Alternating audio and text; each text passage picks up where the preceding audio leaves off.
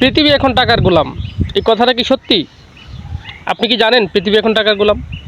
ঠিক আছে, তাহলে শুনুন।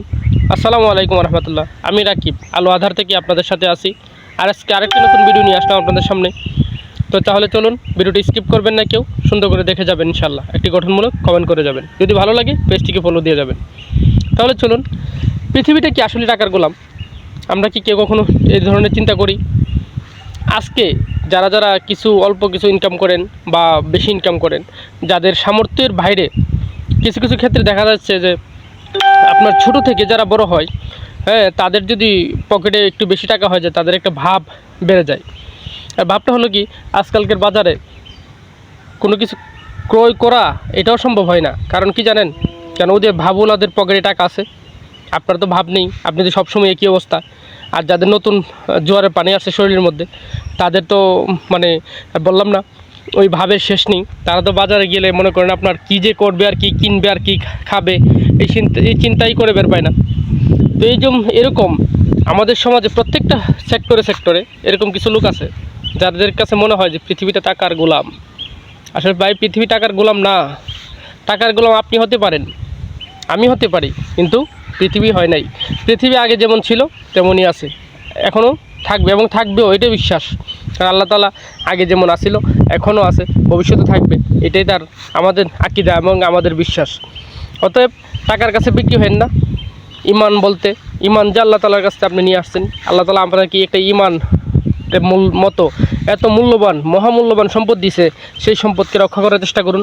দেখবেন ইনশাল্লাহ আপনার চারোদিক, আপনার সব কিছু থেকে আপনি সব কিছুতে সফল হবেন। কীভাবে সফল হবেন? আপনার ইমান যদি আপনার মজবুত থাকে, আপনার ইমান মজবুত থাকলে আপনার কাছে দুর্নীতি তো আপনার ইমানের যদি মজবুতি থাকে, তাহলে আপনার কাছে ঘুষ সুদ এগুলা কিছুই আসবে না। আপনার ইমান আপনার কাছ থেকে ওইগুলোকে দূরে সরিয়ে রাখবে। আর যদি আপনার ইমান দুর্বল হয়ে যায়, তখন আপনার কাছে ওইগুলা ভিড়ে আসবে। তো আজকের সমাজে অনেকেই দেখতেছি বউ শাশুড়ির যুদ্ধ, বাবা ছেলের যুদ্ধ, ভাই ভাইয়ের যুদ্ধ,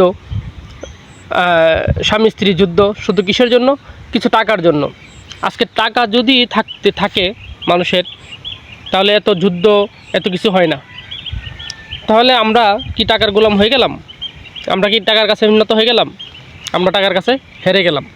না ভাই, টাকার কাছে হারলে হবে না। আপনার মা, আপনার বাবা, আপনার সন্তান, আপনার ভাই, আপনার বোন, সবার জন্য চিন্তা করতে হবে।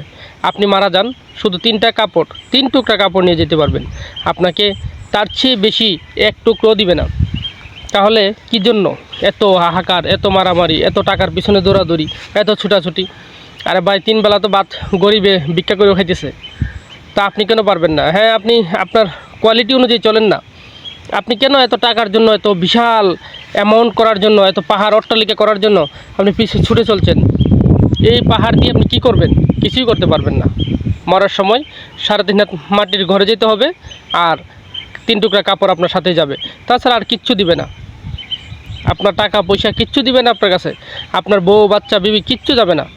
কেউ আপনাকে নিয়ে এক বিন্দু পরিমাণ চিন্তাও করবে না। তাড়াতাড়ি বলবে লাশ দাফন করো, কারণ আপনার নামটাই পড়ে যায় তখন লাশ, আপনি থাকেন না। তো এই জন্য বলবো ভাই, টাকার গোলাম না হয়ে আপনি আল্লাহর গোলাম হন। দেখবেন আপনার জীবন, দুনিয়া, ইহকাল পরকাল দুটোটাই শান্তি হবে। তো আজকের মতো এখান থেকে বিদায় নিচ্ছি। সবাইকে ভালো থাকবেন। সবাইকে আবারও সালাম দিচ্ছি। আসসালামু আলাইকুম রহমতুল্লাহ।